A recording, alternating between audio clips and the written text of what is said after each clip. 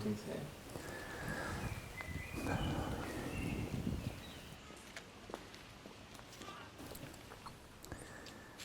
Sarah and Glenn contacted me in 2020 about the paintings, and they acquired Nabokov's window out in the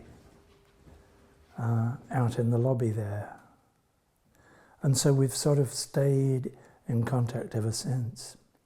And when I was here last with them, it occurred to us that this room has been sitting empty, a perfect gallery. And I have paintings that were sitting around, these paintings sitting around the studio. And so it seemed, what are we doing? There's really the perfect place for them. And paintings sitting there available. Yeah, and I'm so pleased with this, so pleased. I don't think they could look better anywhere.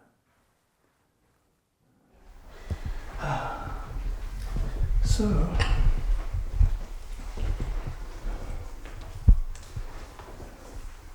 doesn't need hanging.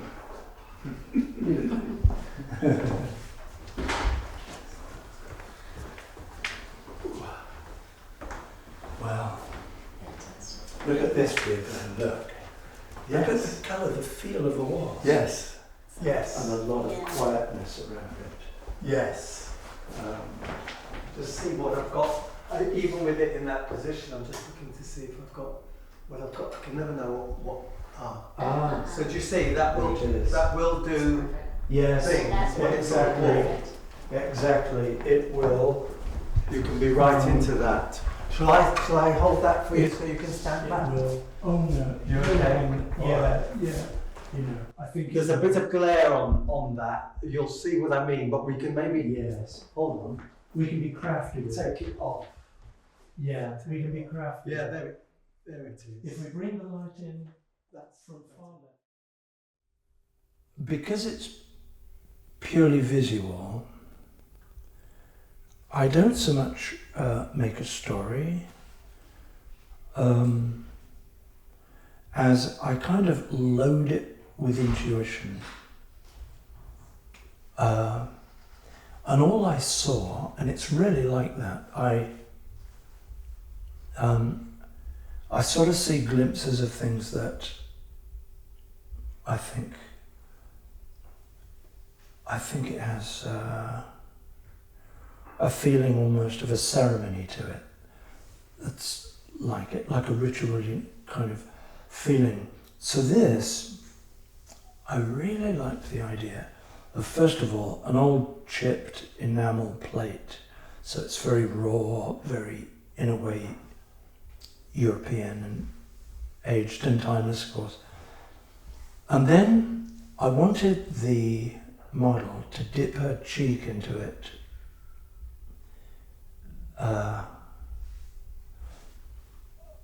A sort of a bliss kind of atmosphere of resting her cheek into the tea. Before the setup, I said, okay, first of all, I want you to make some tea and let it cool. I wanted her to do it. And then while it's cooling, I want you to take typing paper and write in ink all the names of all the people that have made you who you are, without whom you wouldn't be who you are. So those that made you, in a sense.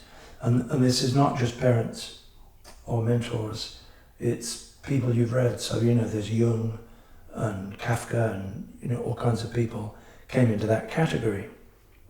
So I asked her to write on these strips of paper all these names. And then we dropped them into the tea, which was now cool enough so that her cheek could go into the tea.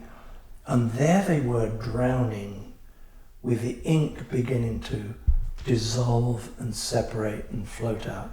And the visualization I gave her was when I take the photograph, I will leave the room, and I want you to imagine that you're walking into a room, and really visualize this, and all your mentors are in the room. So picture yourself entering and be there and ask yourself the question, who do you look for first in the room? And puzzle that out. So I set all that up because I know, what the glimpse was about and approximately what's happening. But then I like to kind of let go of it to not be there, be out of the room, her visualization, and then when I make the painting, I try to be a child, really. I try to not bring cleverness to it, or all the skill and all the time and all my life. I try to just let it go and simply be guileless in a certain way.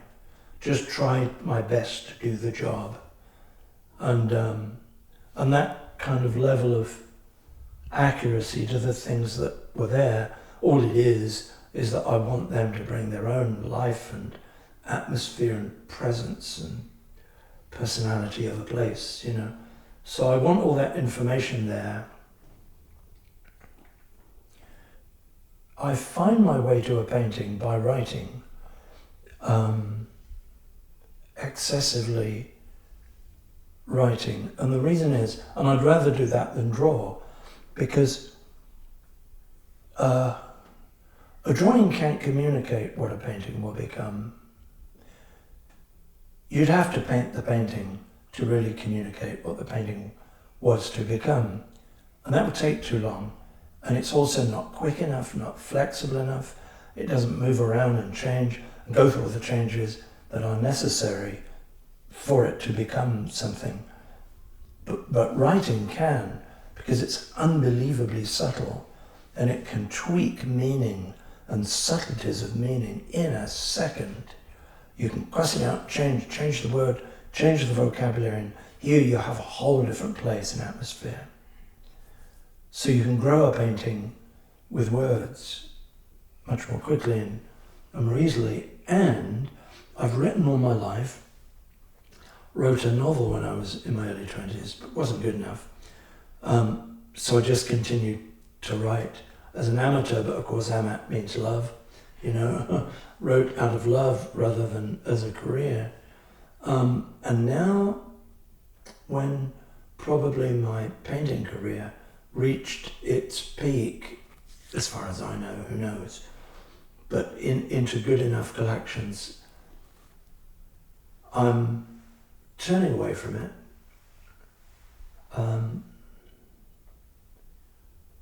I'm turning towards abstraction, which may mean no one knows who I am, but what will be, will be. And I've started writing really earnestly now, and I'm loving it. So words then, when I put them in paintings, they're like a little delight, because they don't belong, they are another language, and I like particularly when there are words, for me, when I put them in, you may say deliberately, but it's not quite the word. When I put them into a painting, it's never consciously.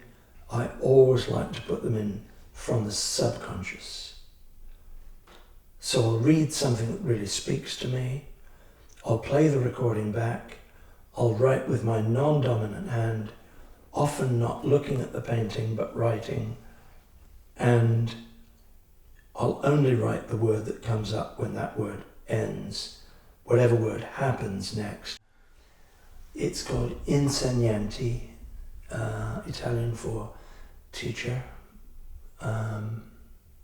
but I really don't want most of the people in the world to see a link between the name and the painting eye. So I name them, but I then try to bury the name, or by turning it inside out in some way. Change languages, make it less obvious as much as possible. Yeah. So it really isn't a story at all. It's just something about all of us and the people that made us and who we really needed.